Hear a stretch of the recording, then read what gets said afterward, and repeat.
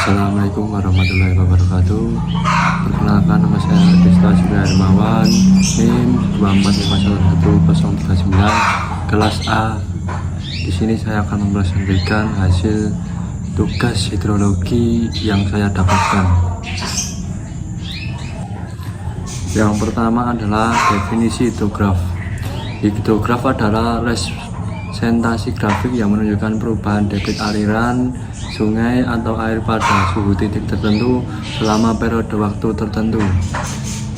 Hidrograf sering digunakan dalam hidrologi untuk menganalisis perilaku aliran sungai, khususnya dalam konteks curahan hujan, banjir, dan pengelolaan sumber daya air.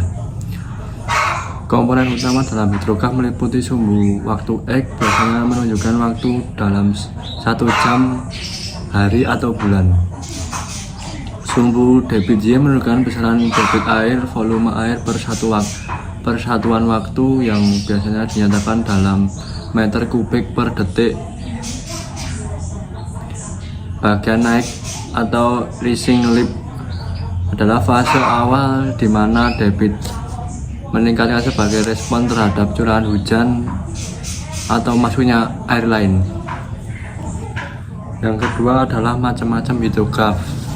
Hidrograf dapat diklasifikasikan berdasarkan tujuan penggunaan dan komponen yang dianalisis. Berikut adalah macam-macam hidrograf.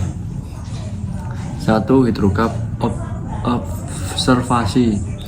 Hidrograf ini diperoleh dari data pengamatan langsung di lapangan, seperti data debit sungai yang diukur secara periodik. Hidrograf ini menggambarkan kondisi nyata dari aliran sungai pada suatu waktu. Yang kedua, hidrograf satuan.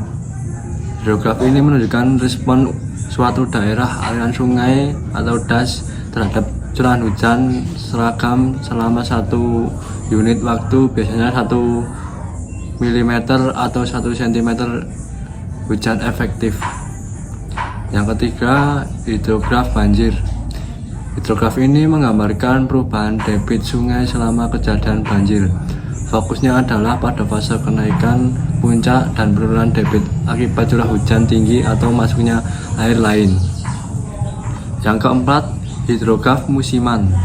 Hidrograf ini menggambarkan perubahan debit sungai selama periode waktu yang lebih panjang, seperti bulanan atau tahunan, untuk menunjukkan pola musim seperti debit maksimum saat musim hujan dan minimum saat musim kemarau. Yang terakhir adalah hidrograf sintetik. Hidrograf ini tidak diperoleh dari pengamatan langsung, tetapi dihasilkan melalui perhitungan atau model matematis berdasarkan karakteristik fisik das dan pola curah hujan. Yang ketiga adalah faktor-faktor yang mempengaruhi hidrograf.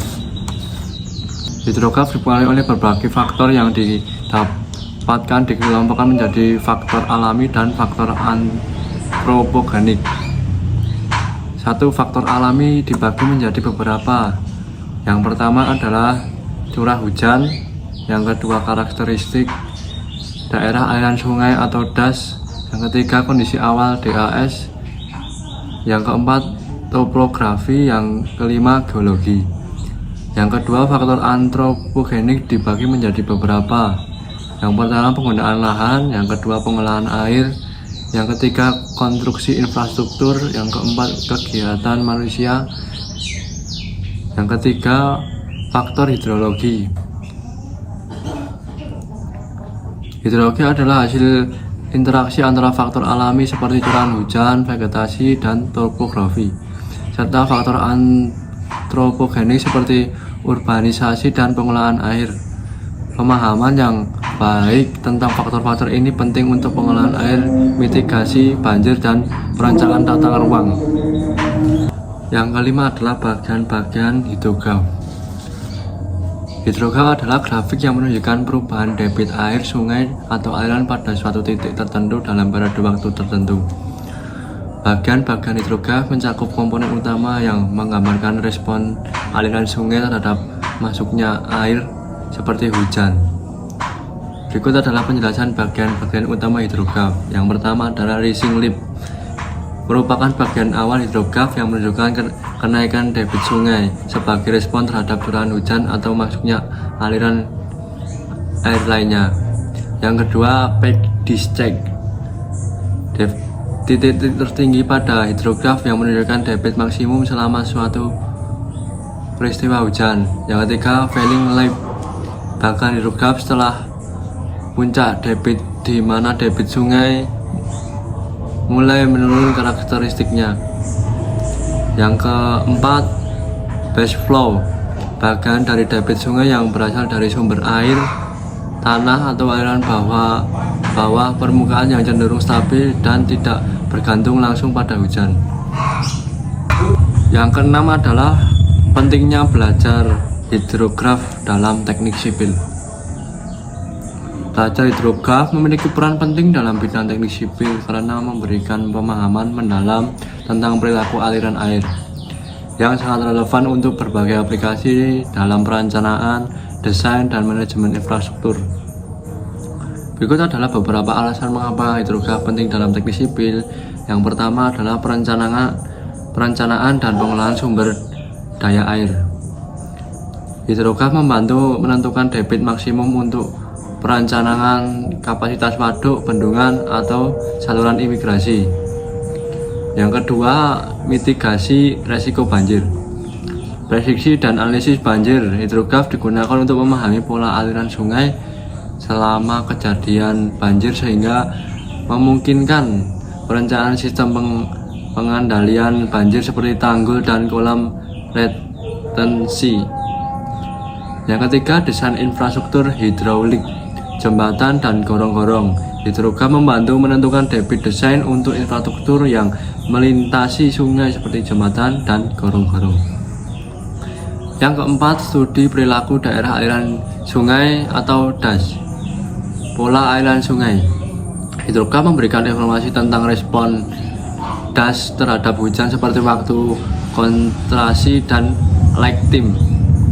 Yang kelima, perencanaan infrastruktur penampung air, kapasitas waduk, dan reservoir.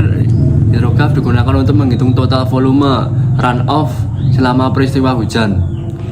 Yang penting untuk menentukan kapasitas waduk, pengendalian aliran air, membantu merancang struktur seperti spillway untuk mengatur aliran selama hujan deras.